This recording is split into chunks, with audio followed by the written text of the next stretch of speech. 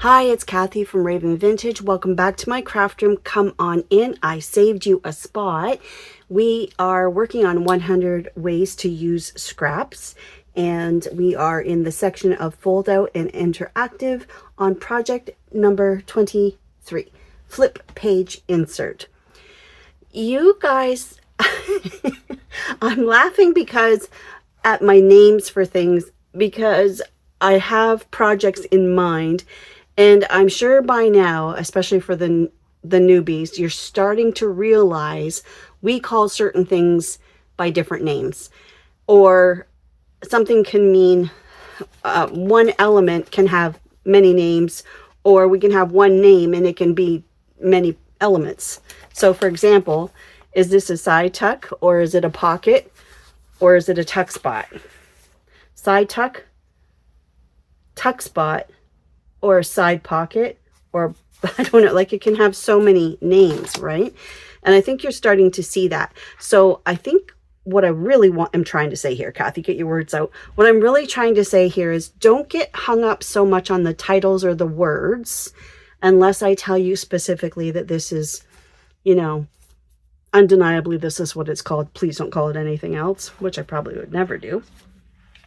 But what I want to say is just, I hope that we can go back later on, 2 months from now, 6 months from now, and look at a project and be inspired by the visual that we've created, because a lot of us are visual learners.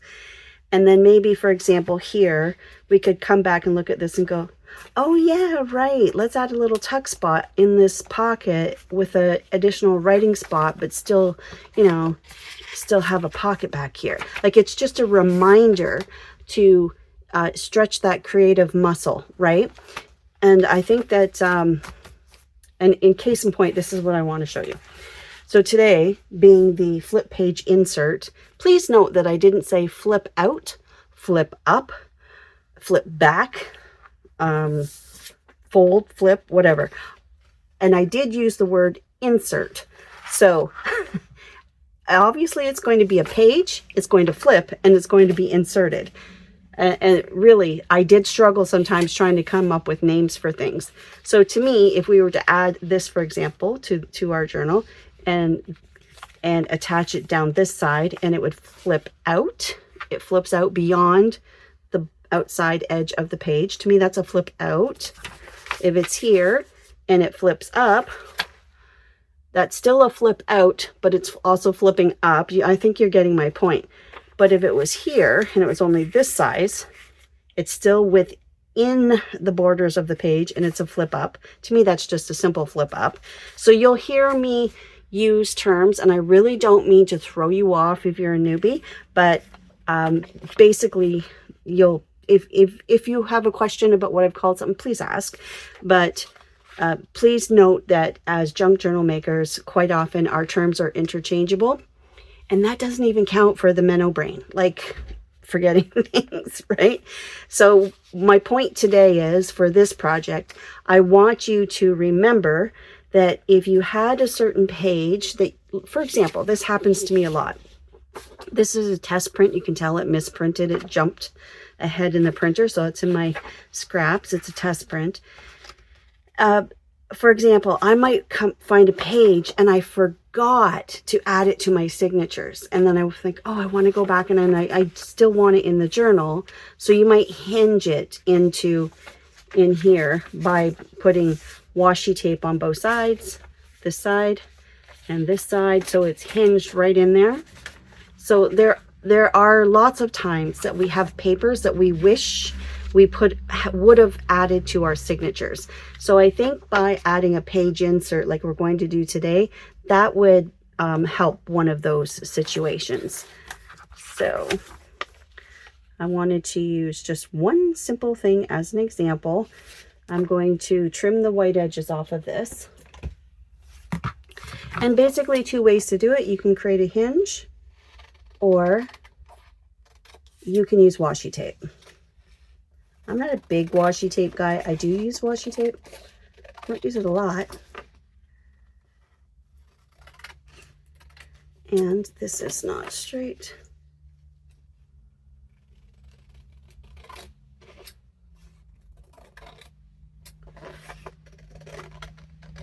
There we go. Okay.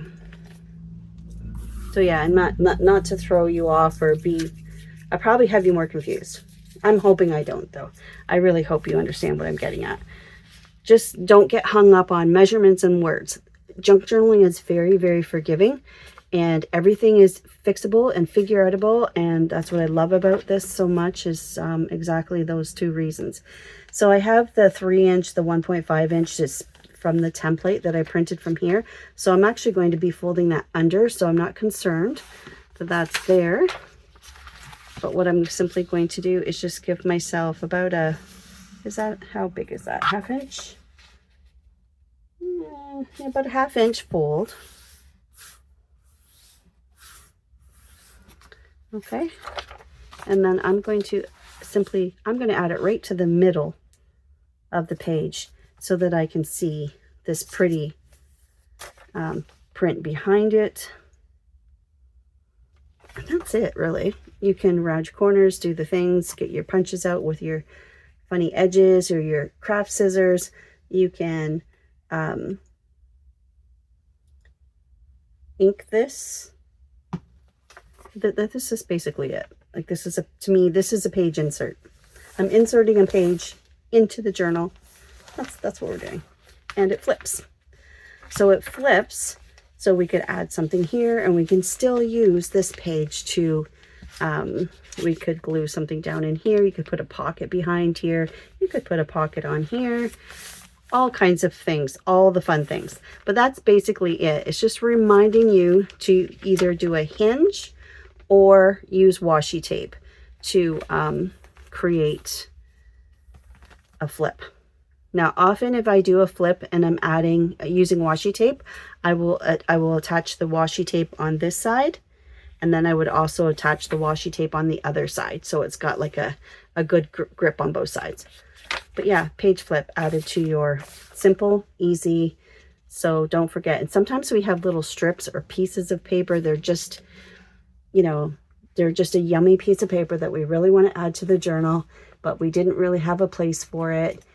And you don't want to, fold it, or, for example, this page here, I don't want to cover up that, and I don't want to cover up that. So by doing a hinge, we can still see both lovely sides of the paper. Simple, simple, simple. So number 23 is our flip page insert.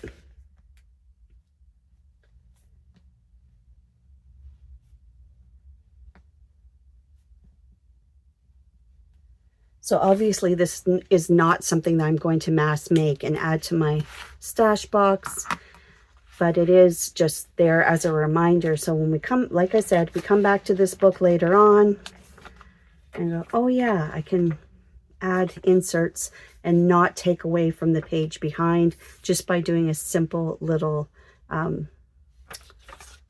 hinge like that. Okay. Now, you could do flip outs. Like I said, you could have a whole thing going here. So we could fold this in half. Actually, let me show you. So remember I had this, oops. So I might use that as the hinge. Let me do it this way. And then this would be the part I would add the glue here. So now, by folding this in half, by adding that hinge, now my page width, it's a little bit skinnier than the full page, so I could attach it. I would probably trim the top and bottom a little bit, but I could take this hinge here,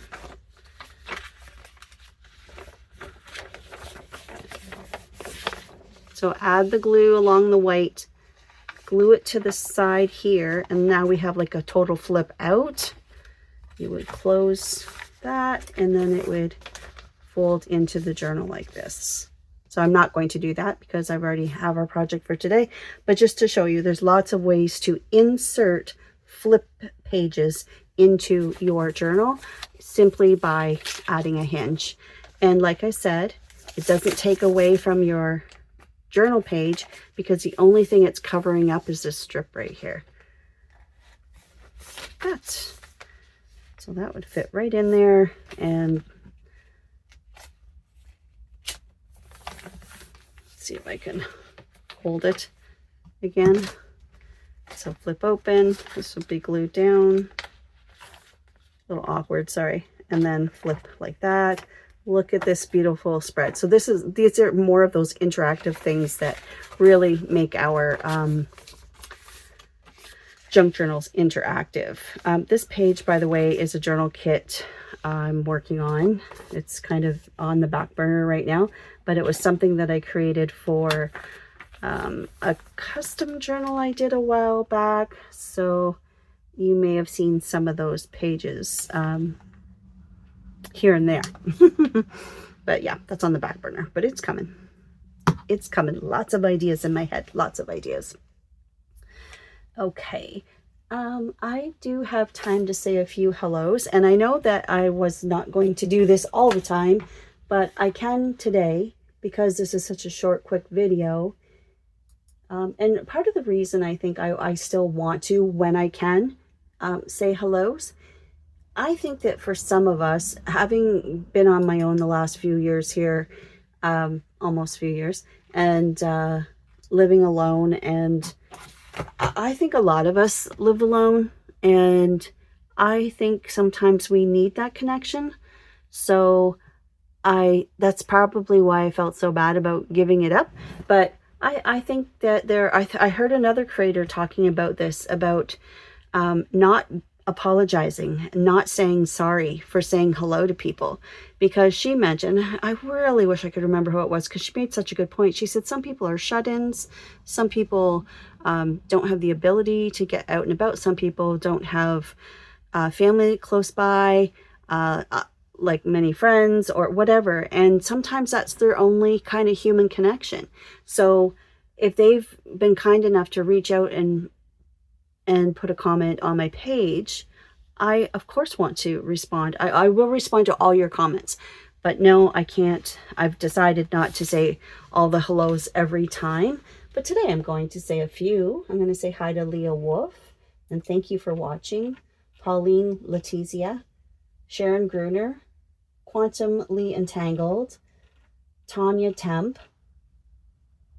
Ella Wagner, Zinnia Patch, Karen Jenkins, Gigi Hannah, Diane Bentley, Marianne DeKretzer, Rhonda Mueller, Tina from Touch of Serenity, Nicole from Germany, and Sandy Green, Keener, 57.